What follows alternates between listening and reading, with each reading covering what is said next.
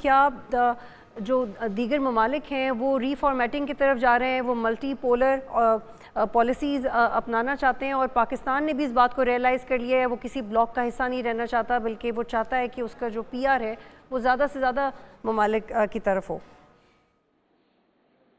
جی عادل صاحب. دیکھیں, پاکستان کی کوشش تو رہی ہے اور پاکستان نے دونوں بلاکس کے ساتھ کسی نہ کسی طریقے سے اپنے آپ کو اٹیچ رکھا ہے. وہ امریکن بلاک کے ساتھ بھی, امریکنز کے ساتھ بھی انہوں نے ریلیشن اپنے قائم رکھے ہیں.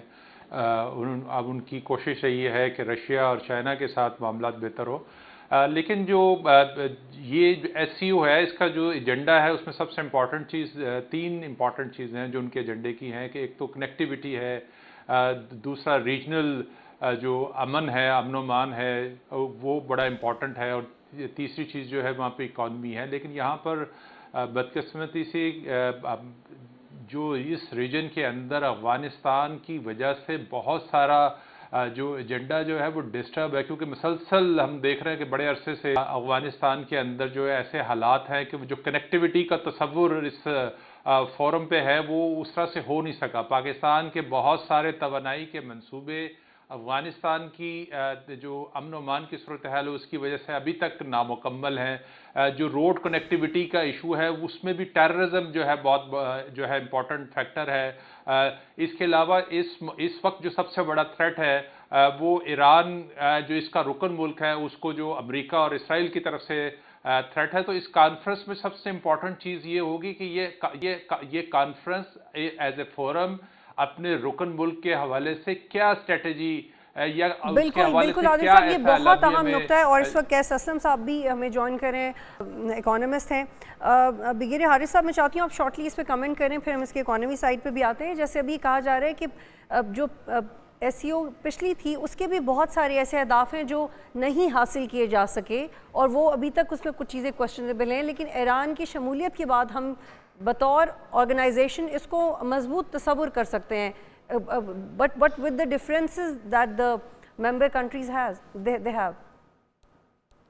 دیکھیں بطول, جو بھی ڈفرینسز ہیں, مین ایشو اس کا یہ اس وقت کانفرنس, ایک تو اکانومی کا مین ایجنڈا ہے, but economy is directly linked with security and terrorism. جی یہ جو چیزیں ہیں, یہ اگر اس ایس ٹی سمٹ میں کل کے ڈسکشن میں اور جتنی پیپر ریڈنگ ہوگی اس میں یہ کرنا چاہیے, اکانومی کو اسٹیبل کرنے کے لیے, فلرش کرنے کے لیے ہمارے پاس کون سا ٹول ہے, دیٹ از بزنس فری اور فرینڈلی انوائرمنٹس. اس کے لیے آپ کو سیکورٹی چاہیے, اور سب سے بڑی سیکورٹی پرابلم کیا ہے, افغانستان. اگر افغانستان میں حالات ٹھیک ہو جاتے ہیں, just imagine Russia, Central Asia, Afghanistan, Balochistan, and you go to Gwadar port and the whole Africa اور مڈل ایسٹ کی آپ کے پاس مارکیٹ اویلیبل ہے. اسی طرح اگر آپ یہ دیکھتے ہیں کمفرٹیبل ہے تو کاشغر سے آتے ہیں چائنیز اور وہ سیدھا گوادر چلے جاتے ہیں. تو بات یہ کہ اس کو فوکس کرنے کی ضرورت, کہیں نہ کہیں یہ اسٹریٹجی بننی چاہیے کہ یہ ساری ایس او کی ممالک مل کے ایک کامن انیمی جو ہے that is terrorism and security. بالکل, اور بگیر حارث صاحب اس کے لیے بہت ضروری ہے کہ ایک شیئرڈ ویژن ہو اور شیئرڈ موقف ہو جس پہ کنسنسس ہو. کیسا, میں چاہتی ہوں کہ آپ اس کے جو معاشی زاویہ ہے اس کے اوپر بات کریں. سی پیک 2 بھی آ رہا ہے, یہ دوسرا مرحلہ ہے, کس طرح ہم اس پہ کیپٹلائز کر رہے ہیں, and are we ready to utilise all of this opportunity right here in Islamabad. شکریہ بطول. بات یہ ہے جی کہ 2-3 چیزیں تو پہلے دیکھنے کی ہیں کہ population wise this is I think the biggest forum that is.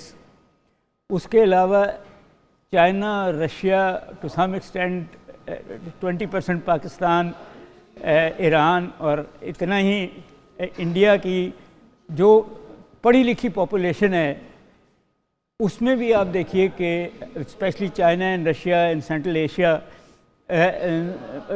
Scientific and technological بھی بہت زیادہ اپرچونٹیز ہیں جس کو ایکسپلائٹ کیا جا سکتا ہے ہمارے جیسے ملکوں کو.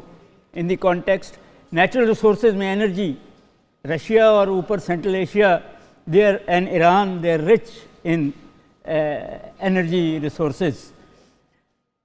ہم اس کو واٹر